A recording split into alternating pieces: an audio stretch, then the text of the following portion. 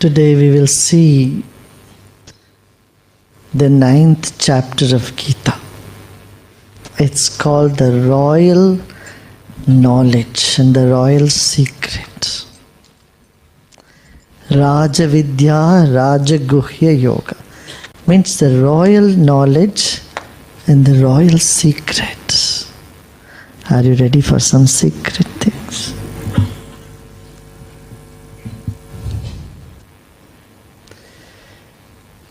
Now, what do you keep it as a secret? In life, you generally see that which is of shame, one tend to keep it as a secret.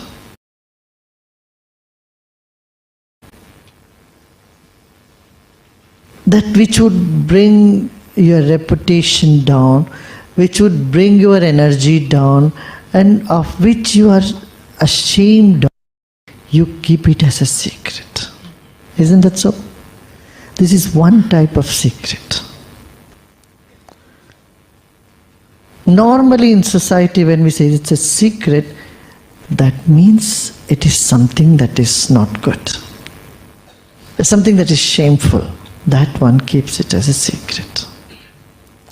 Now there is another type of secret. A second type of secret is that which cannot be understood without certain maturity. Like, for example, young kids come and ask mother, where did my sibling come from? All these years I was alone, where did he come from? A newborn baby creates a curiosity in the young ones. 2-3-year-old baby, 5-year-old children ask their mother, I was the boss, I was dominating all these days and all these years, and where did this other kid come from? Now the parents say the stock brought it. They do not tell them how they really got the baby. They cannot tell them. And they cannot understand. Not that they are shameful of it. But the child cannot understand an act of sex. Child cannot understand how babies can be born like that. So for them, they say, oh, angel brought the baby to us. And this is a secret a baby, a child cannot understand. And it just agrees with the mother, our father, and moves with that. Now, that birth of a sibling is a secret. This is hidden from the babies. So, because they cannot understand at that age. But when they grow up, they never question the parents. You said a lie to me. Same with Santa Claus. Whenever they get presents on Christmas Eve, the kids really believe a Santa Claus came through the chimney and dropped them. But when they grow up, they know it's all a lie. And they don't question the parents, why did you tell me the lie? Similarly, they don't question the parents that the stock did not bring the baby. Why did you tell us a lie? A secret is kept because it could not be, the truth could not be understood at an age, or it lacked maturity. And there is a third form of secret. The third type of secret is like the nuclear secret. It is not shared with everybody. How to make a nuclear bomb is a highly guarded secret, because that cannot be shared with everybody, because it will be harmful. It needs certain responsibility and qualification to understand the third type of secret.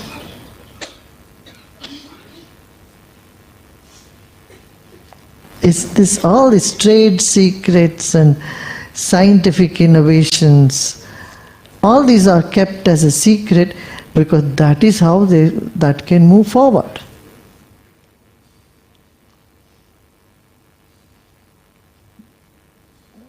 For the benevolence, for the benefit of society, certain things are kept as a secret. And then the fourth type of secret is that which is spiritual in nature, and when it is kept secret, it works better. It works better if it's like the mantra is given. It may be the same mantra, Ram Ram maybe. But when it is given in that particular manner and ask them to keep it quiet, keep it to oneself and keep it as a secret. And that secretness of the mantra carries certain sacredness along with this. And that sacredness and that personal connection with the sound of the mantra makes one's meditation much deeper. And for that reason, it is kept secret. Just like a seed, you take little mud off and you put the seed and close the soil on top of it, so that the seed can sprout and grow and become a tree. So this is the fourth type of secret that prevails on this planet. Now, what is this royal secret that we will discover in this chapter? This is royal knowledge and royal secret. And it's the secret of secrets. So Lord Krishna says, Idantu te guhyatamam. This one I am going to tell you is the secret of secrets. That's the most secret one, knowledge. And it's so purifying. It purifies your soul. It purifies your mind, your consciousness. And I'm going to tell you, you know why? Because you are of that intellect which simply do not pick on the mistakes, which is not small-minded. You are not a small-minded, irresponsible guy who just goes on picking everybody's mistakes and keep talking negative and remain in a negative halo around you. There is a beautiful word called anasuya. Asuya means one who always picks up the mistakes in others. If someone has 10 positive qualities and 4 negative qualities, you leave all the 10 and just pick on that 4 negative qualities. This is asuya. So anasuya is one who does not dwell on someone's negativity, who does not go on highlighting the weaknesses or pick on the weaknesses.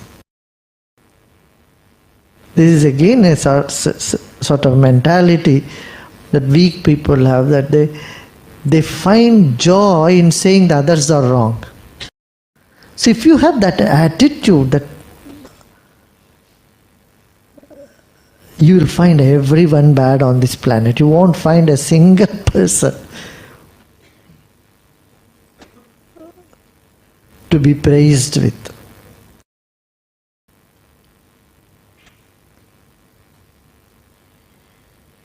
So, Lord Krishna tells Arjuna, I'm going to tell you this secret. You know why?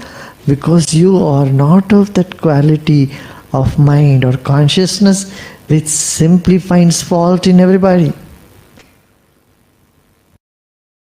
or who picks on the negativity and chews over it the whole time. Anyone who picks on others' negativity and keeps chewing, they become negative. They are no better. So you have the positive mindset. You see the good side of things. So I'm going to tell you this secret. So this is the 9th chapter he is saying this secret. He could have said it in the first, very second chapter, 3rd chapter. No. He prepared Arjuna for that. To knowledge through purifying action, through yoga. Then when you come to a stage of certain maturity, certain understanding, then you qualify to be imparted with the knowledge which is of most sacred in nature, which is one of the greatest secret of this universe.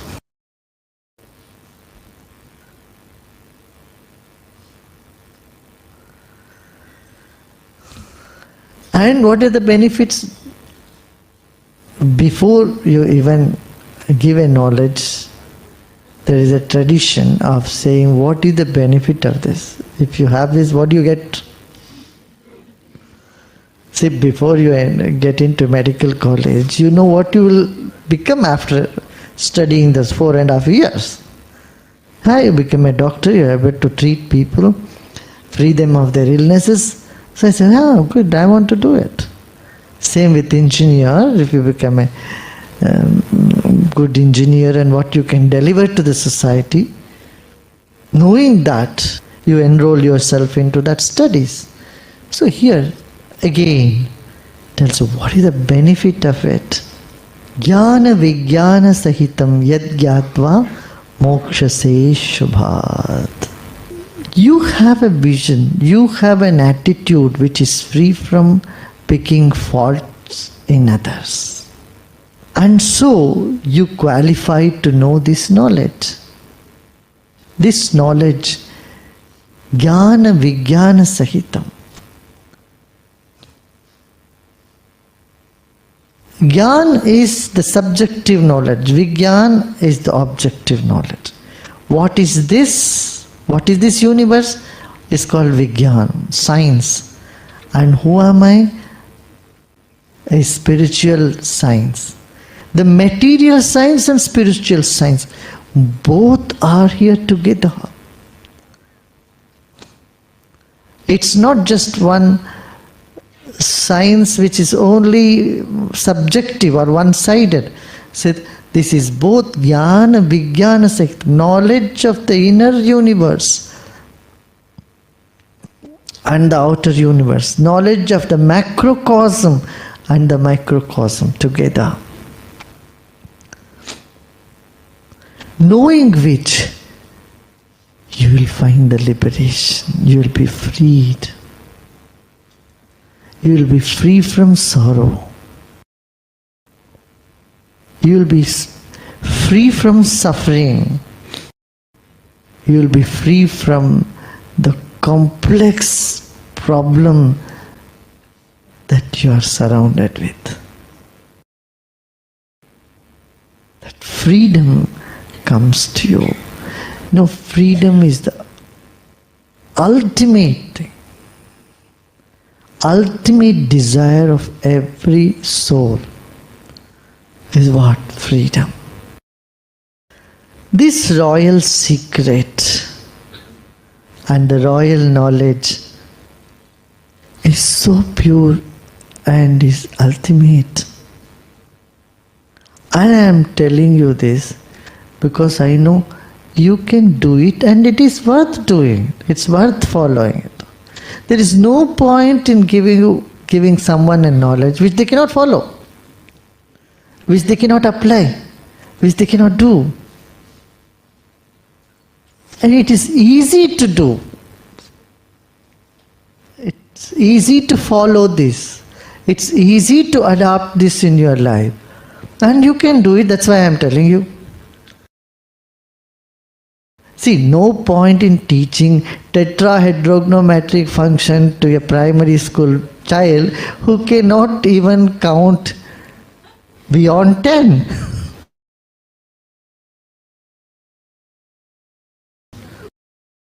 So you need to know the alphabets in order to construct a sentence. Here you have the ability. You have the ability to know this knowledge. You are qualified because this is easy and you can apply this in your life. You can apply this in your life. You don't expect a 5-year-old baby to drive a car. It can't even reach the accelerator or brake. It can't even hold the steering. All that they can drive is the tricycle. The baby tricycles, you put them in there, they can drive it around.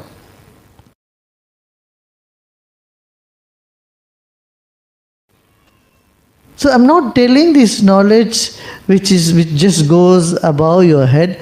It is something that you can take it, you can digest, you can apply easily, and you can follow, you can practice it. And that's why I'm giving you this knowledge.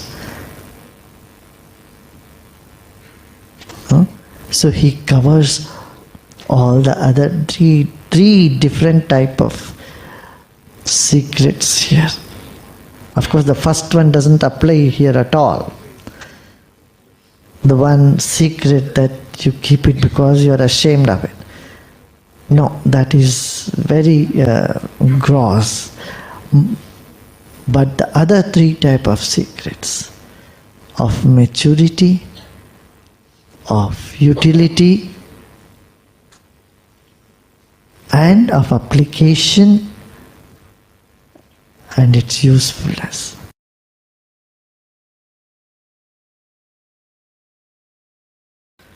Pratyaksha-vagamam dharmyam susukham kartum avyayam.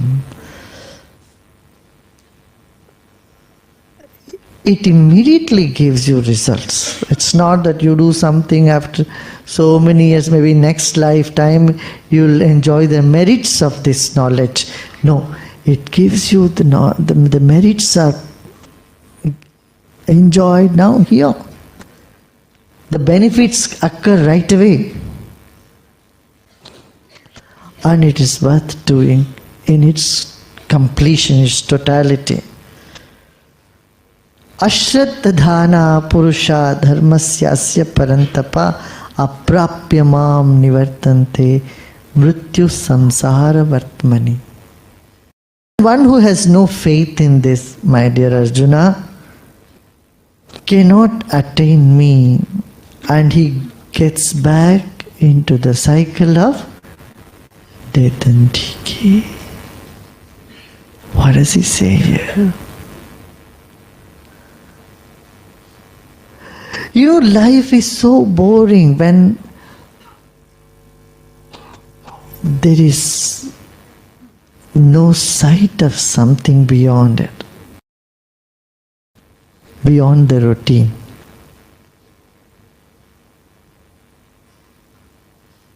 Death simply means boredom, stagnation, decay. Without the juicy knowledge, without the higher knowledge of spirituality, life is so dry. It's like a desert.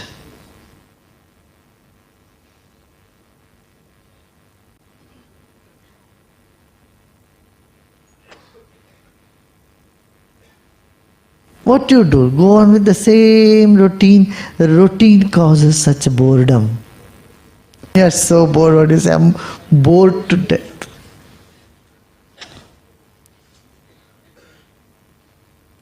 One who do not have faith in this, one who do not lift their eyes and see there is something beyond, they get back into the cycle of death and decay.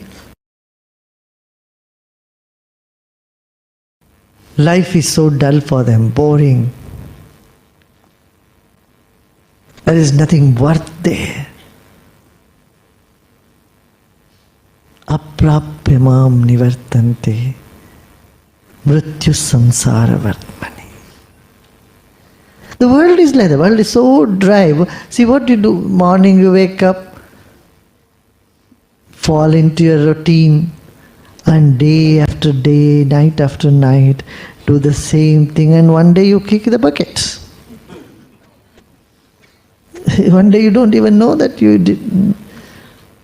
What happened? So this samsara, the world of death and decay,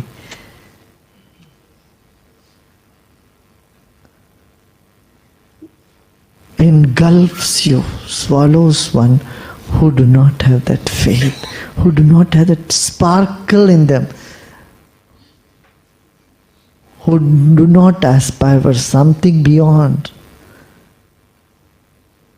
and who do not know me. And what is me here? I am love, I am enthusiasm, I am source of joy, I am creativity, I am love. When there is love, there is no decay. There is no stagnation. In love, there is no boredom. You repeat the same thing again and again 100 times, still you don't get bored. You know, when people fall in love, they keep repeating the same word, right? It's so many times, I love you, 100 times. All along the card, all over the papers. They don't get bored. One lives in a lala world. So I am love. And without attaining me, they get back into this world of boredom and decay.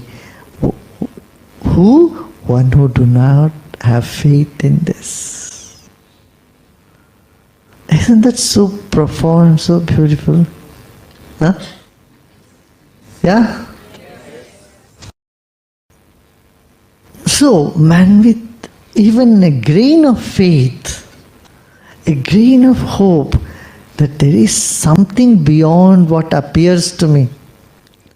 There is something more valuable than what I already have. There is something worth exploring in this universe. Beyond what is known. Have that spark of enthusiasm, a spark of life in them, a spark of a leap towards the unknown, a spark that propels you to move towards the unknown.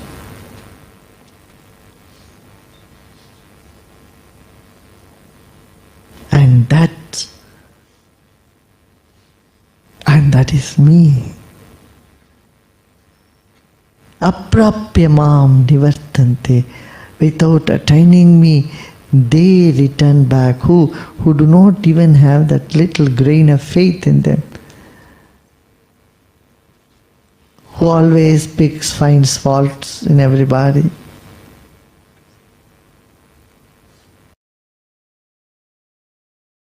Mrityu samsara vartmani, gets back into the cycle of death and decay. Now comes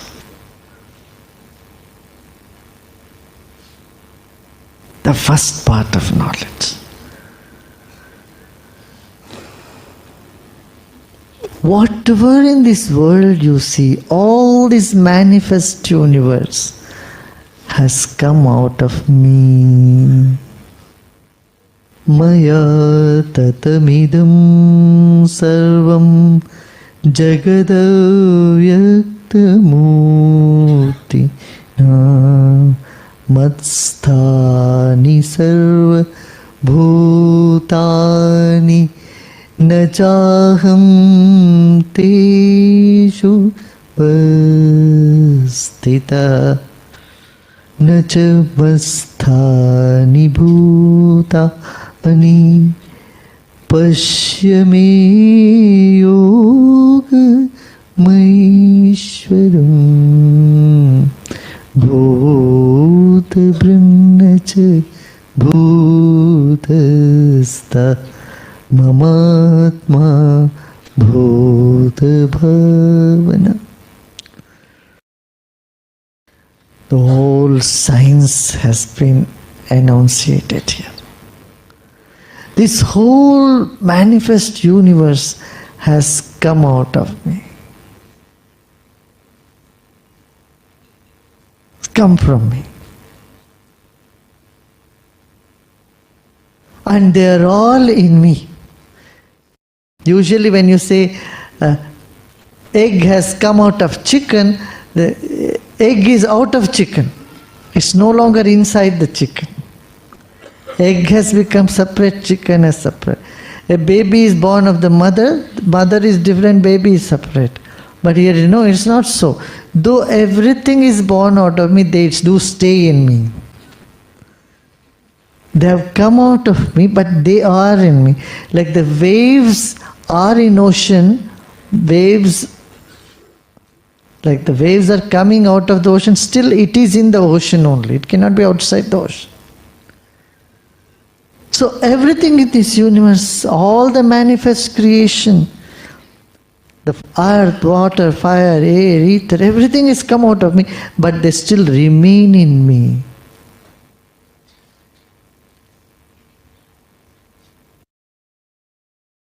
Scientists say this today. They call it the wave function. There are no particles. One of the greatest scientists of today's, Dr. Dur said, you know what he is saying? I studied matter for 45 years, finally found out it doesn't exist. This is the truth.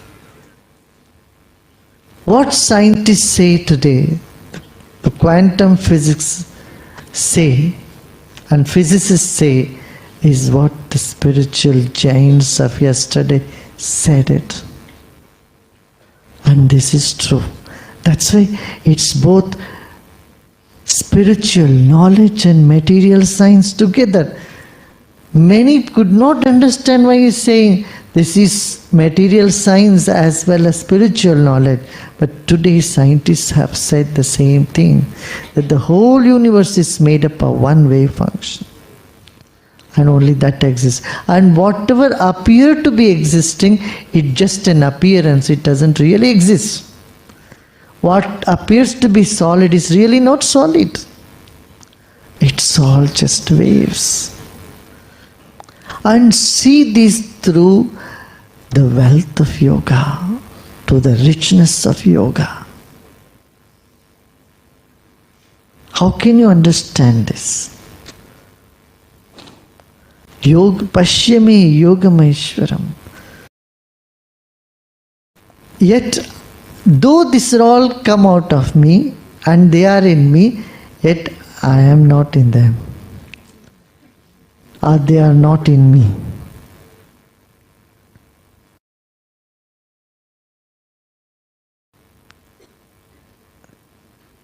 Someone who do not have the insight cannot understand this. On one hand says, everything has come out of me and everything is in me, and says, yet nacha masthani bhutani, they are not in me.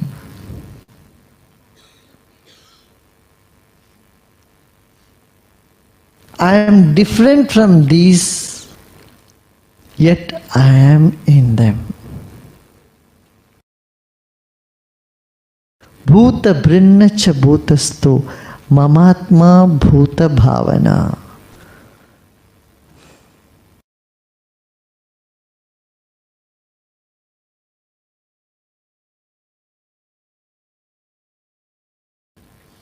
So many could not even understand this. It's simple mathematics. 2 plus 2 is 4. Anyone can understand. But if someone says 2 plus 4 is 3, 2 plus 1 equals 0, then the mind shakes. That is true, it's a higher mathematics. In higher mathematics, it is possible, it is 2 plus 1 equals 0. So here, everything is from me, made up of me, yet they are not in me, yet I am not in them.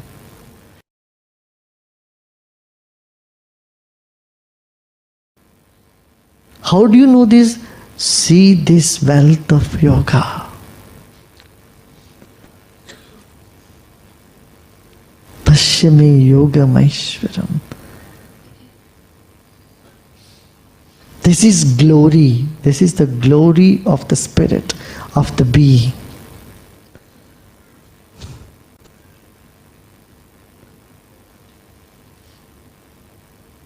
You are in the body, yet you are not the body.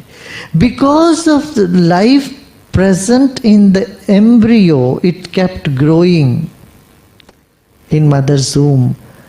Because of the presence of life, your body took the shape that is there today. After being born, again because of the presence of the life force, you grew. You put on weight. And you did all that exercise to lose your weight because there is life force inside of you. Yet is the life force your weight or your body? No. Its presence made your body grow. And yet when the life force leaves the body, it doesn't carry all your weight. It is free from your physical appearance, your physical structure. Isn't it? Your soul, your spirit is, though its presence has made this body exist, its exit does not carry all that is there in the physical body along with it. It is free from the physical body. Bhuta brinnacha bhutasto. It's different from the body. The spirit is different from the body, yet it is inside the body and it cares for the body, and through the body it acquires the impressions as well. Mamatma bhuta bhavana. The feelings, the impressions are acquired in the spirit, in the mind, through the body. Like air is present in space, all the elements are present in me. Often we think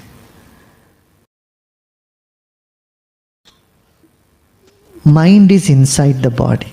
This is one of the biggest mistake, wrong notion. We think mind is inside the body. My dear, it is the other way around. Our body is inside the mind. Our body is inside the mind. Our mind is bigger than the physical body.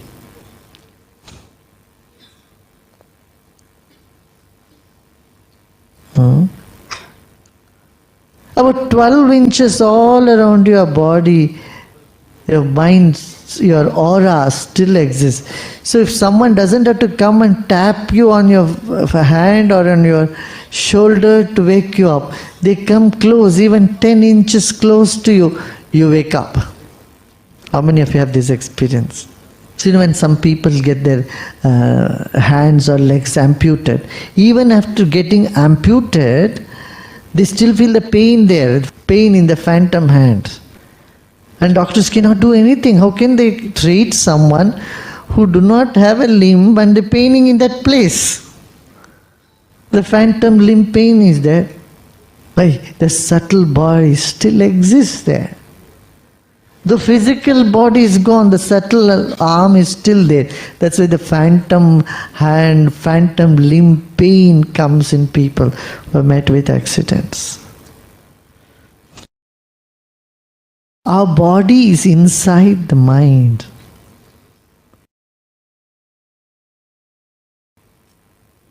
And meditation is giving food to this subtle body.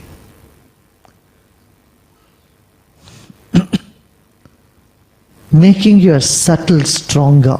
And that is what is more meditation is about.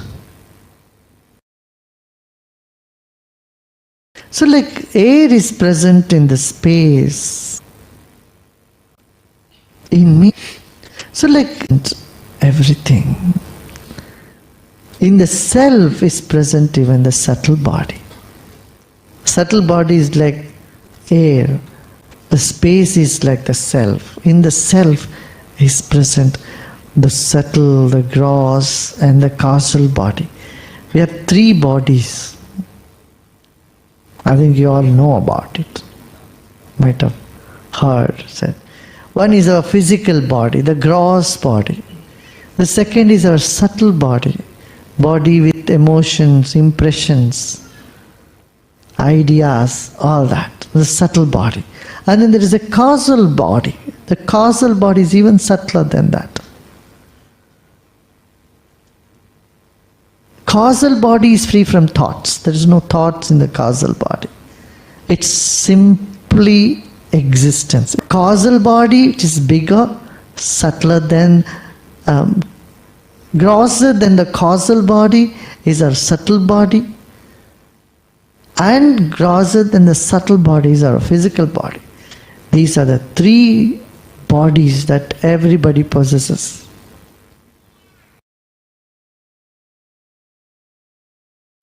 Causal body is responsible for liberation, for freedom.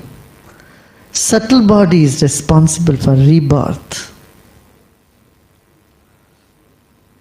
And gross body, our gross body, is responsible for accumulating karma or relieving the karma.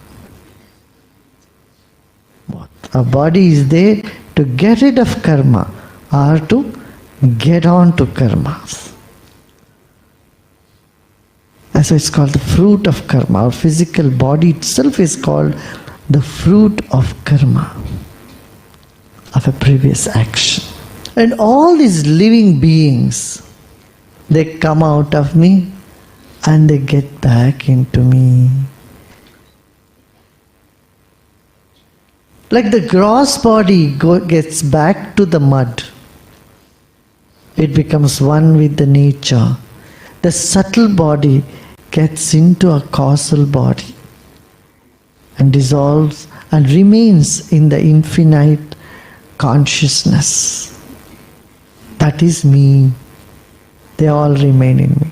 So all the lives get back to me and then come out of me again into expression. Like the waves, they brush the shore and get back to the ocean. Every expression in the universe appears for a while and dissolves back into the universe. And again only to appear again. They get back to the universe only to appear back again. So this cycle goes on and on and on.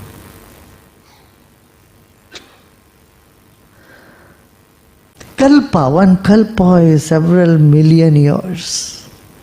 For several million years this universe expands, and for several million years the universe shrinks and dissolves into nothingness. And this is what the scientists say, don't they? The universe is ever expanding. Cosmologists say the universe is ever expanding. It's endless. And that's exactly what it is. This endless universe is expanding inside of me. You have seen these moths, the, what do you call it? Fireflies and the moths. The rain comes, suddenly you don't know where they were all, and all the moths appear. And within a day, they all disappear. They don't go to any nest where they go and hide and come out of it. They just appear out of the bloom and they disappear that quick. Similarly, you put some grains in a bottle, very well tight bottle. Even if there is a little air in the bottle, you will find some germs germinating in them. Yeah? The worms come up. And you don't know from where they came.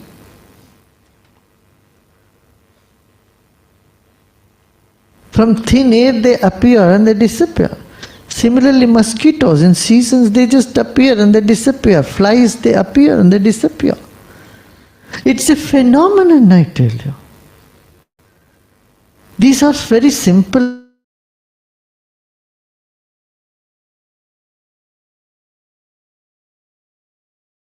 normal phenomenon that we see, but we take it for granted, so it doesn't startle our mind. It doesn't give you that wake-up call, because we take it for granted. The whole creation, we take it for granted. How a seed germinates and becomes a plant, a tree, and then becomes a fruit again or flower again, is a phenomenon. In the same way, suddenly, the flies appear and they disappear into thin air. Worms come up in bags, which you have well stored somewhere. From somewhere, all these worms starts manifesting and they disappear.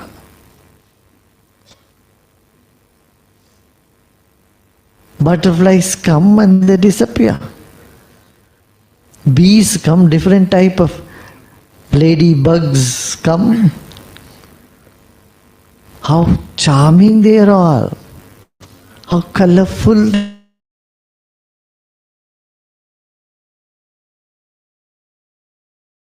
they are. These creatures. And they appear and they disappear. They appear again. Every season these things appear from the thin air.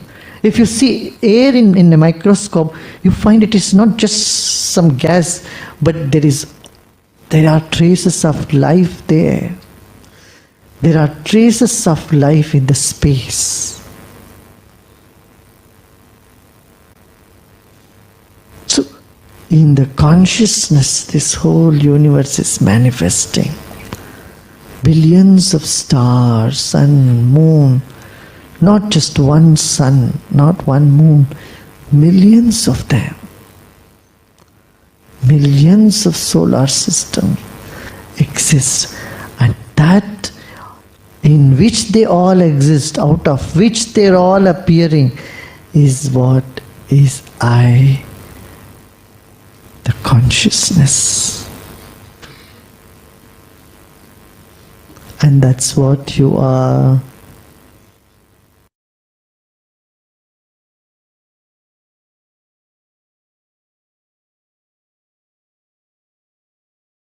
Guys, do a small revision in your mind, and then if you feel like going, then you can. You can wait and discuss. Today's secret was not that easy secret. Just revise in your mind what you understood, what you'll take home, what you'll put it in your life, what will you apply in your life, as Gurudev said.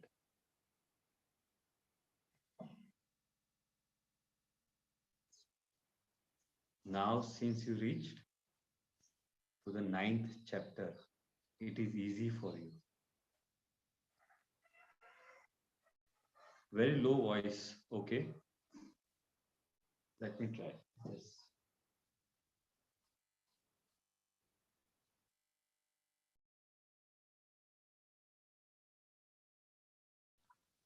Now is it better? Huh? Just close your eyes, do a short revision in your mind.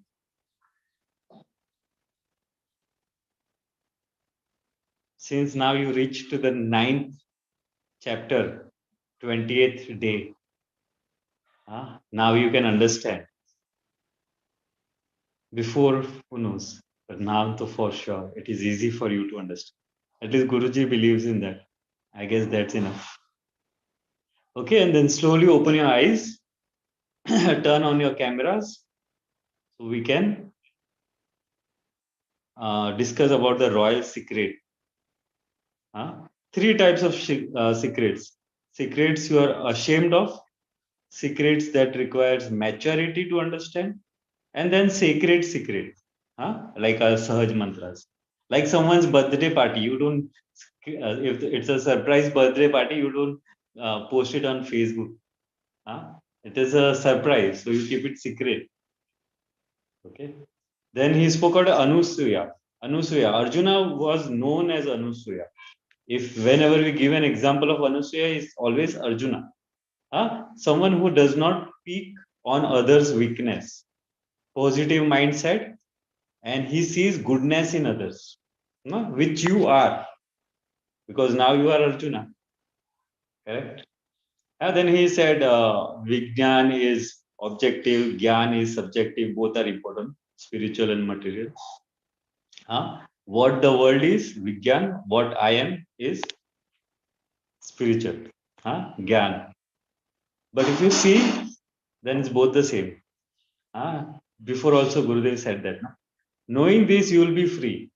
The secret, after knowing this secret, you will be free from suffering, sadness, and all complex problems.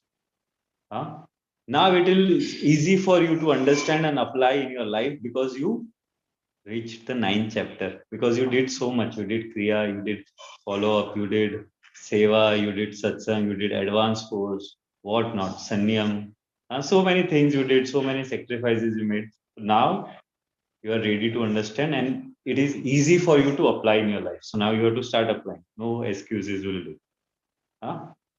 Life is boring if you don't have the sight beyond routine.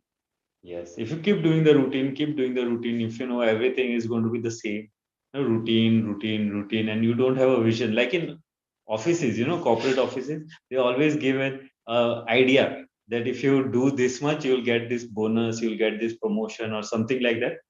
Like in Gujarat, we call it to put some sweet at the elbow. So you they put the sweet here, but you cannot have it. You cannot leak it, right? So like that, something to make you run. So like that. So life is boring if you can't see beyond the routine. Huh? World is dry. The death and decay. This swallows you. Huh? Swallows not you. Those who can't see beyond the appearance. Those who have no faith. Huh? Those who doesn't know what is truly valuable for them. This swallows. And this sounds like Maya, right? Mahamaya, it sounds like. Okay. Only to me, Krishna says, only I am the love. I am the joy. I am the source of creativity. And then Gurudev says, in love, there is no boredom, no stagnancy. When you're really in love, you want to feel like doing something. You don't say, oh, what to do. If you love football, you'll go play football. If you like to watch football, you'll buy whatever the app you need to buy, subscribe, and then watch it. There's no stagnancy in love. Don't say now habit also is same. No, habit is different.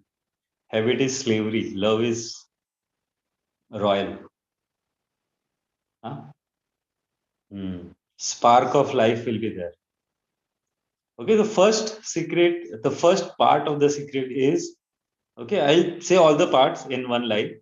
Whatever you understand. I also understood a little only. Okay, whatever you see is manifest. This we all understand. At quantum physics point of view, this we all understand. Correct? Whatever we see is not really there. It is just some vibration falling on our eyes and our mind making a picture out of it. If you look at it, this is important because this is how we live. You know, I can see a window in front of me, a beautiful tree, a sky. Why I am able to see? Because some light reflecting from there falls on my eyes, and the mind makes up a picture and shows it to me. It's not really, this is not me. This is just a receptor. It just goes, light falls on the screen, and then the receptors, tiny receptors, send some message, vibration in the head, and then the mind thinks, oh, this is what you are seeing. Look in the world, we see 3D movies, like something is coming. Is it real? Hologram, is it real? No, it's all lie. Whatever you see, it's just vibration falling on our eyes. And it's not really there. Huh? Like, uh, just we believe it is true. Huh? Like, if quantum physics, they say everything is vibration. So my this hand is a vibration. This hand is a light, not real solid. This is not solid. Okay, and this is also not solid. Both are only light. So if I pass, it should pass now from each other. But it's not passing. Something is stopping it to pass. What? Because we don't believe it is solid, not solid. Huh? So everything that you see is manifested world and not real. Huh? See, I give you an example. If you're dreaming, and you have to do something, like hold on to the rope or something. I don't know. You are doing something like cycling. Let's say you are dreaming, and in a dream you are cycling. So it's a dream. It is not real. Is it real? No, it is not real. So you can cycle any way you want. You can cycle with one leg, you can cycle without leg, you can do whatever you can do. There is no limitation, because limitation is your whatever you can imagine in a dream. But you can't. Why? Because you believe you cannot ride a cycle without two legs, or whatever your belief is. So us, our faith or our knowledge of something stops us to imagine more, and that's why even in our dreams we cannot do that. So same way, this is also a dream. This is only a manifestation, not real. But we make it real. Like in the Matrix movie, when Keanu falls, his first jump, he falls. And there is this blood inside it. So he asks Morpheus, if this is all a lie, then how come I got hurt? So Morpheus says, you made it real. It is you who makes it real. So remember that. It is only you. If something good happens, it is you who make it real. And if something bad happens, only you who make it real. It's not really real. Okay? So all this is manifest world which have come out from me. Krishna says it had come out of me. I'm not it. He's not yet saying it. It has come out of me. They are in me only. They have come out of me. They are in me only, but I am not in them. They are not in me. I am separate. Still, I am in them. So let's say them is manifested lie, manifestation that came out of Krishna. I'm also trying to understand. Okay, let's say them is just a manifestation, like a dream, not real. The dream came out of Krishna. Okay, and the dream is in Krishna. Correct. Now this makes it much easier to understand, right? But I am not in the dream. Even if you dream that you are in a flight going to Austria, let's say, you are not really going through Australia, right? So Krishna says, I am not in them. Correct? They are not in me. The dream are not in me. They are just some reflection of me. Just some manifestation. I am separate. If you look at, just if you change the term them to a dream, it makes it so simple to understand, right? I am separate from them. You're separate from the dream, obviously. Huh? Still, I am in them. Yeah. See, how come you are in the dream? You have a self-image, now you dream that I am traveling. See, now you understand. Huh? It's very interesting. If you are confused, I feel like repeating. So just bear with me. Okay. So whatever you see is manifestation. Whatever you see here is manifestation, just vibration, nothing real, nothing solid. Okay, in this world. Huh? And all these have come out of me. Huh? So this is Krishna. Everything has come out of me, but for a second you believe you are Krishna and the manifested world is a dream. Huh? So whatever you see is a dream, manifested world. Okay? Out from me. It have come out of me. Of course, if you are dreaming, it is your dream. Correct? Huh? The dream is in me only. Huh? The whole dream that you saw. We'll learn more about this in Yoga Vasishtha. When that queen asks the Devi to don't not let his husband out of this room.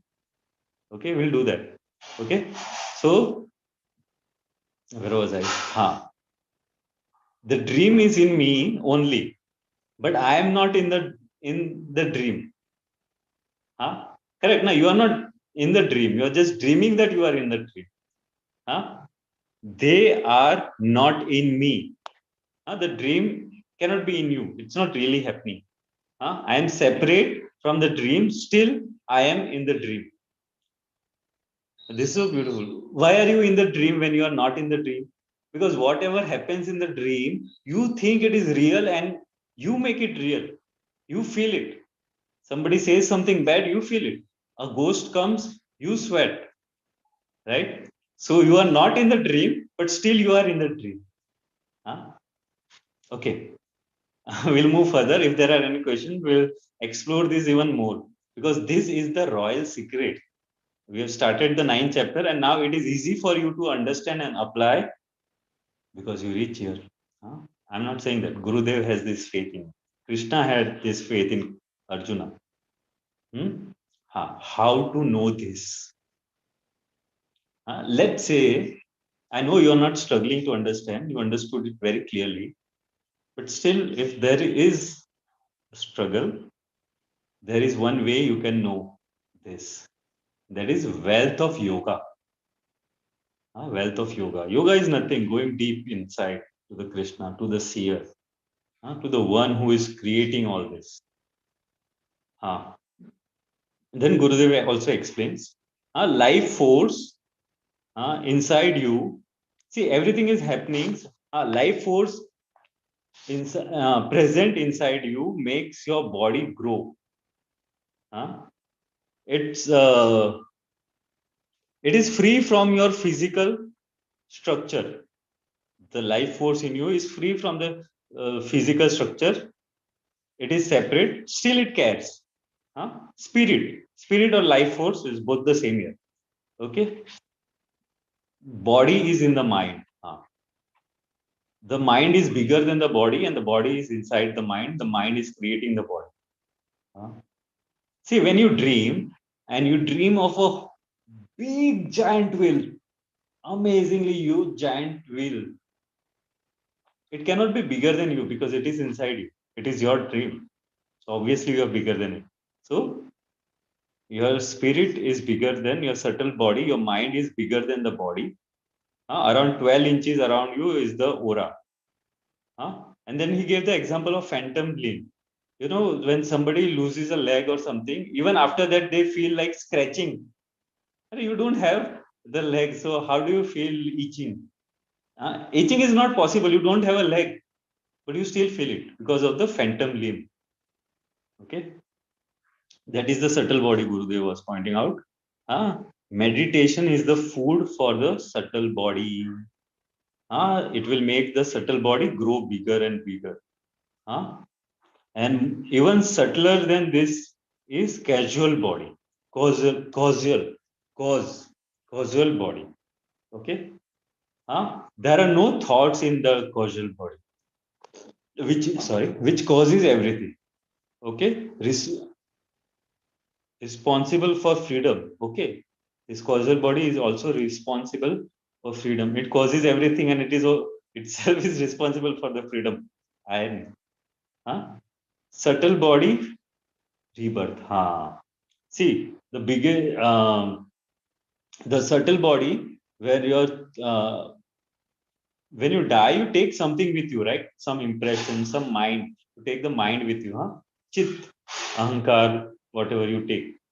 I think buddhi, chit, ahankar. I don't know what you take when you die. You definitely don't take physical body and breath.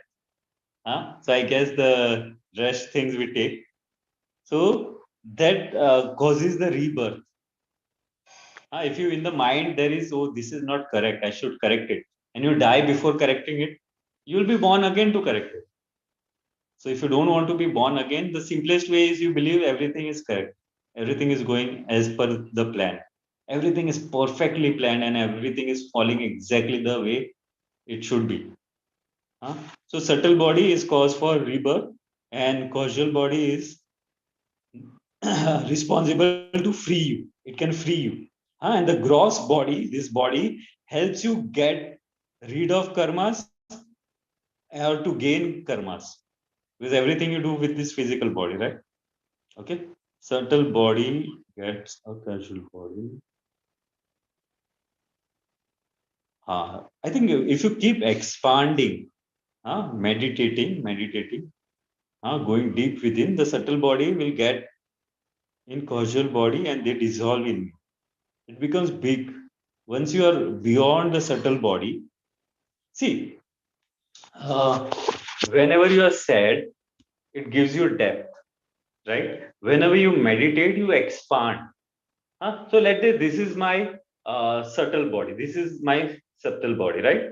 And I meditate, and I cross this subtle body. Then I'm in causal body, correct? When I'm in this causal body, I'm showing my hand like this.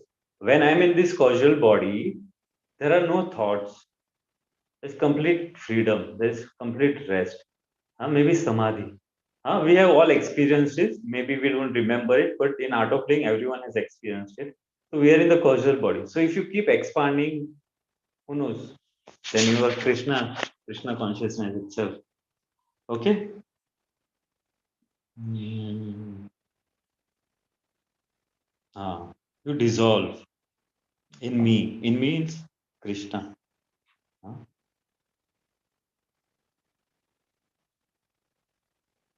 Then Gurudev spoke about time. One kalpa is 1 million years and everything expands. Then everything expands and then it dissolves to nothing. This endless universe is ever expanding in me. Huh? Huh. So before I go to last line, I'll tell you this. So what is Big Bang theory? I'm saying very grossly. So there was a big bang blast. Okay, then everything came out. All the particles, small pieces, chota chota tukda, or whatever you call it. Everything. And then it continuously expanding. It's continuously expanding. It's continuously expanding, expanding. So the whole universe is expanding right now, always expanding. So this is the sun, this is the earth. They are moving away from each other. Huh? Maybe it is slow speed, I don't know.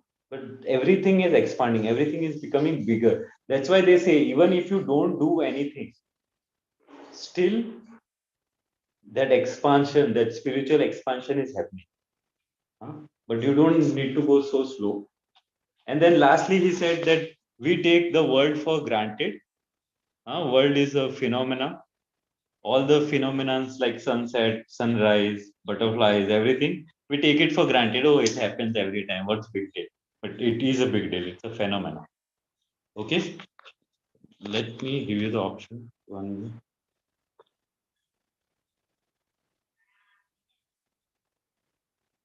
So contemplate in what Gurudev said today. Otherwise, even though you all are Arjunas, and it is now easy for you to apply in the life, still it will be a good idea, contemplate. Any questions? Hi, Shrimay. You were like already contemplating. Good, good. The Matrix movie also came out of Yog Vasishta only. I guess misunderstanding of Yog Vasishta, but it came out of Yog Vasishta. Even the movie Inception came out of the book Yog Vasishta. So, any questions? Or everybody understood everything? I just wanted to ask one thing. The seed of karma is in the subtle body or in the causal body? Seed of karma, I think it is in subtle body. Subtle body. Because in causal body there is nothing. No thoughts. Even thoughts are not there. And when we say, because Gurudev here said subtle body is the reason for rebirth. So your seed of karma is the reason for rebirth. So it cannot be in causal body. It has to be in subtle body. Then causal body is for what purpose? Acha, what purpose? I don't know. He said something. It's responsible for your freedom. Causal body is responsible for your freedom. So, let me tell you one thing. Let's say you had a very bad day in the office, and your mind is full of thoughts. Oh, I'll do this to him and that to her. How dare she did this to me? Who thinks what he thinks about himself to say that something? Things going in your head, blah blah blah blah blah blah blah. At that time, what do you want? You want to be free of this. True? Yeah. So that's where you go.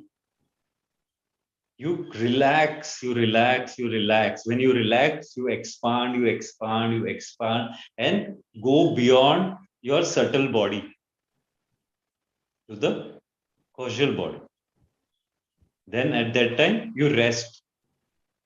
So I think the purpose of causal body is to allow you to rest. For you to allow yourself to rest, you have to become bigger than the situation. If you walk on a road and there is a hole, okay? If you are big enough to jump over that hole is not a problem for you.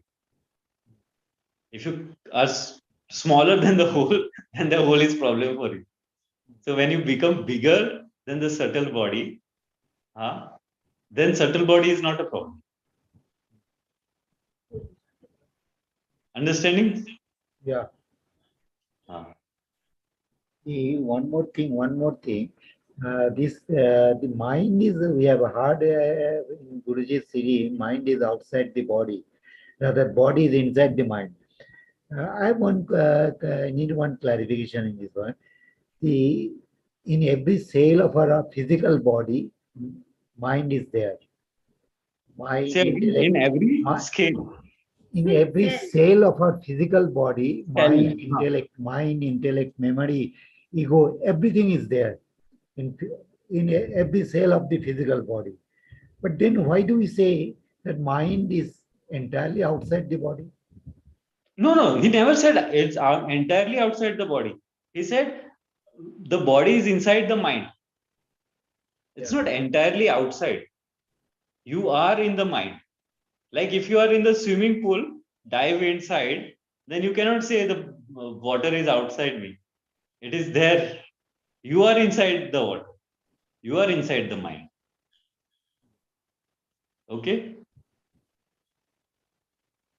And I don't know if every cell has a different soul. No, we have in various No, series I of am asking Guruji. this question. This is my question.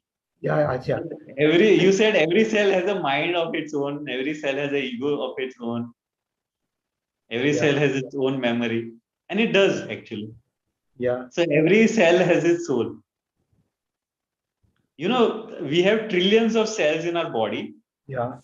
and thousands and thousands of times more we have bacteria in the body. So those cells, those souls and our soul, same soul, same Yeah. memory, same, no, it's different, but are connected. Like Gurudev said, if you are there and somebody, you're sleeping, you have no idea, but somebody comes close to you, like 10 inches, let's say, 10 inches away from you, you feel, you get the knowledge someone is there. So that's why, in India, in foreign countries, they make joke out of it. If you keep shoes, we'll never keep food beside it. Even if it is packed, we never, if we have a heavy bag of food, we first remove the shoes, go inside, put the bag, and then whatever we want to do, we'll do. But why? Because we realize that not only we have a presence outside this physical body, but we always believe that even food has. Actually, everything is somewhere alive only, have some unit of life in it. So I guess everything should have some kind of aura presence around it. Now, I'm just telling my understanding whether soul is in every cell. Every cell has an atomic structure. Atoms are there in the every cell. Now, there is atomic spaces because a cell has a nucleus and proton, Yes. neutron. Nucleus is there. Inside the nucleus, there is a proton, neutron, and outside is the electron. So there is a space inside Yes. every cell. That space contains the soul. So every cell has a space. No, the nucleus and electron also contains the soul. Soul. Yeah, that's what I'm trying to say. Every cell has a space inside. So space means soul. So that way, if we No, understand space that doesn't mean soul. space means Space is an element. space is an element, correct? Uh, But but in space that is an space, soul is there. You can say that. soul is there. But Soul soul is and space are not same. no agreed. So space. The space means the soul is residing in this space. We can say, Uh, and the same space inside our body, inside our cellular yes. body as well as Yes, and because we are outside. also atoms. Yeah, Uh, we are also connect. That's how we are connected with the universal soul. yes. So that is what tat yat pinde tat brahmande. Whatever is inside, that is outside. That's why the Yeah. Rishi Munis never needed uh, what do you call it? Herbal telescope. No, Hubble's what is that telescope. word? Hubble's telescope. Hubble. Hubble, correct? Yeah, Hubble's telescope. Hubble or hover, something like that. Telescope. That's why our Rishi Munis never had that Hubble telescope. Still, they knew what is happening. Arundhati and Vasundhara are two stars moving like this and everything. How did they know? Because they went inside. So whatever is inside, that is outside. And what you said is 100% correct. My Yes. next query is where from this knowledge gets accumulated in the space. Space. How So does this knowledge gets accumulated in this space, you are saying?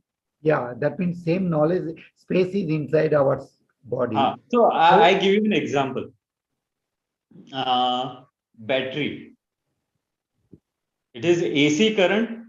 We put it in the charging, the mobile charge, and the AC becomes DC, and then it remains DC, right? So it is energy.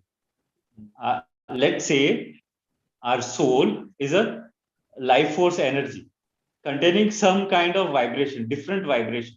AC and DC, what is the difference? Only the vibrations are different. Okay, so this vibration contains all the information. In the end, even in the brain, if you say 2 into 2 is 4, this is stored. How? The muscles just curls up like something like that. So it is saved like that only. I don't know how to explain it, but it's an impression in the brain.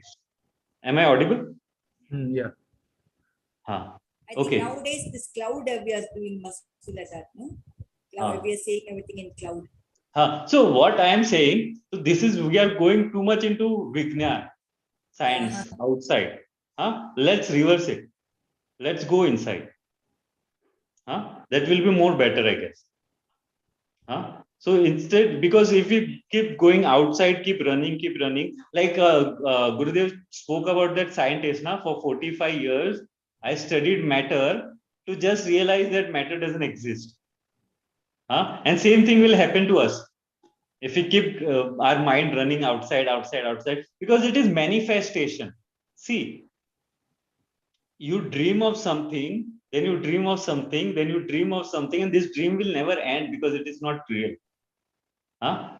You thought cell is the smallest part, then you saw something in the cell also, so many things are there, then you found out that there is an atom, then you found out atom is not solid, there is electron, there is nucleus, and blah blah blah, then you found out that is also not there, there is something more. So this will never end. It is like getting into Chakravyu. You'll keep going inside, keep going inside, and then Krishna will have to come and take you out. Then you will feel that, oh, this is Yog Maya. You will somewhere feel, oh, I understand what Gurudev is trying to say. Now I know. So then you will get stuck. Then Krishna has to take a rebirth, come and take you out. Why give so much job to it? So let's think spiritually only. Let's not confuse ourselves, because this is never ending. As I said, because you will keep manifesting it. Like in my dream, if I eat pizza, I like it, then I might order something more, because nothing is going inside. It's nothing real, so it will keep going on. It will never end. That's what I'm saying. So better go inside. Better go close to Krishna. Once you go close to Krishna, you get all the answers. That's why Gurudev says in this, how to understand this. See, we are going on the wrong direction. Gurudev itself said, so I am separate, still I am in them, all these things he said. And then he said, how to know this? Wealth of yoga. He didn't say wealth of science. So let's have faith in Gurudev and Krishna. Let's follow his footsteps. This is very interesting, going outside, it's very interesting. It feels nice. It feels like I know it, but it strengthens our illusion. I know is the biggest lie. It's the biggest illusion. Yeah. And this thing, these scientific things which we understand, is making this illusion more and more stronger. Then to dilute, to dissolve this illusion will be more and more difficult. So best is you go in, dissolve everything which is a lie, then all automatic the truth will come to you. That's why Krishna says, you come closer to me, you will get intellect also and knowledge also. So let's use that part. Okay? Because even Gurudev said here, and we are going in the outside direction. He said this direction. So any other question, or we'll do a small meditation?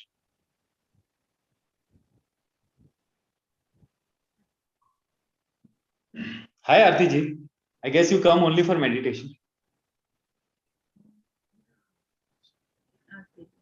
Okay. So now what we do, we just relax. I will say nothing. You just keep relaxing, nothing else. Doesn't matter. A thought comes, you relax. Emotion comes, you relax.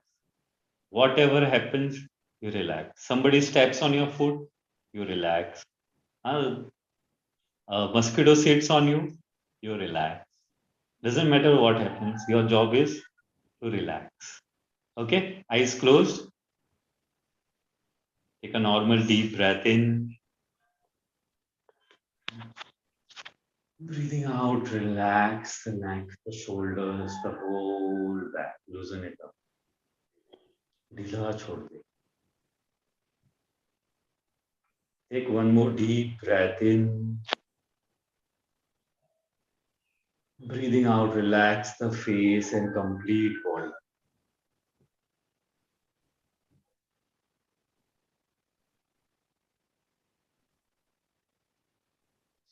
Now already you are so calm. Now already you are so peaceful.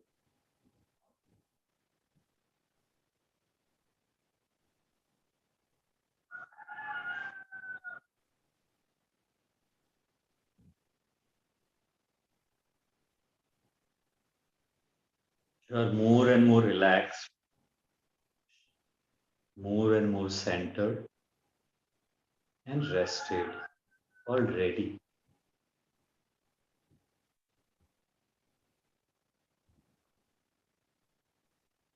You didn't do anything to be so peaceful.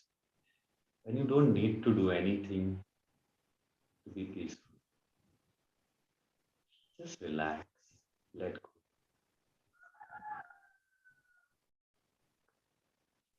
Every breath out, relax more and more. Go deeper and deeper.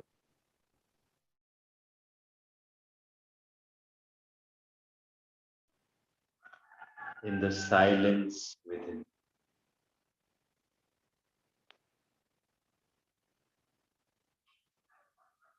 Just relax.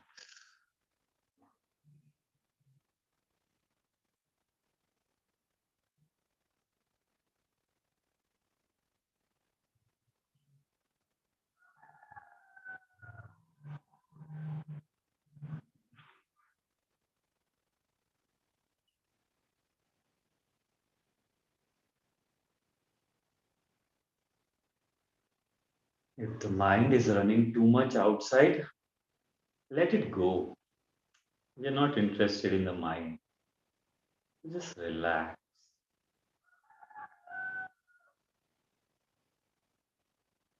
Let go the mind. Relax the body. Dissolve.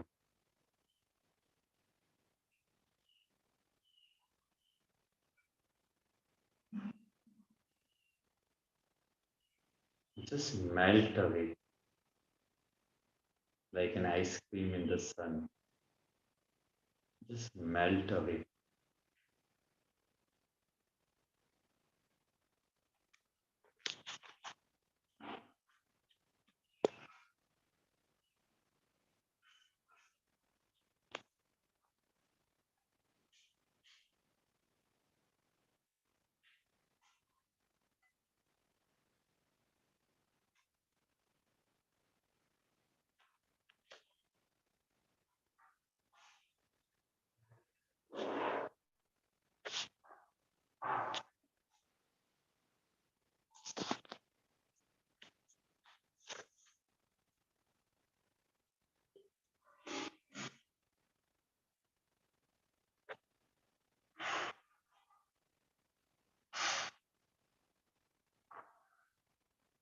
Every breath out, you relax more and more.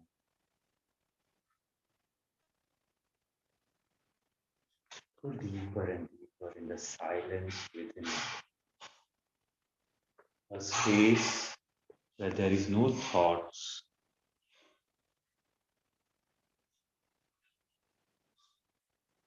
Just rest there.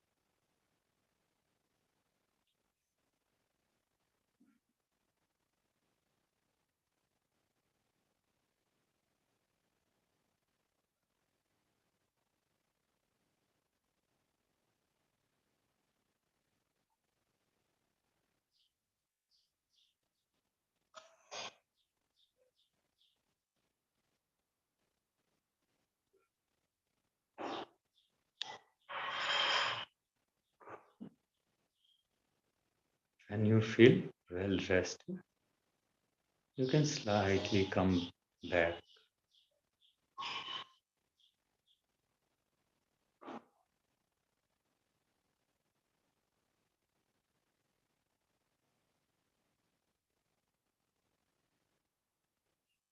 Become aware of your thoughts.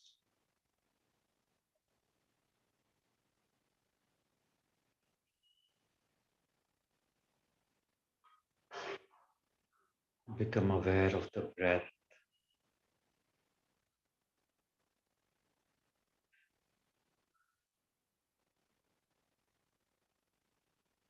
Become aware of the body and surrounding.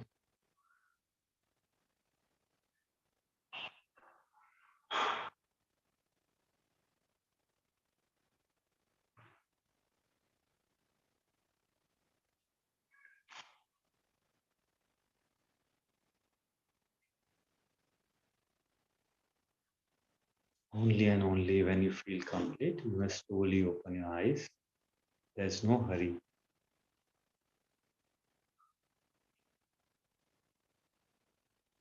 Feel like continue meditating, continue meditating. Meditation is the food for the soul. You eat food, your body becomes big. You meditate, your soul becomes big, big enough to go in the causal body, big enough to become dissolved in Krishna himself. So meditate. I'll see you all tomorrow. Jai Gurudev. Jai Gurudev.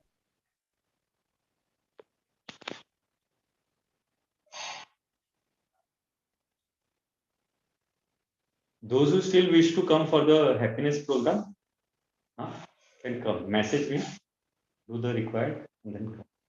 Jai Gurudev.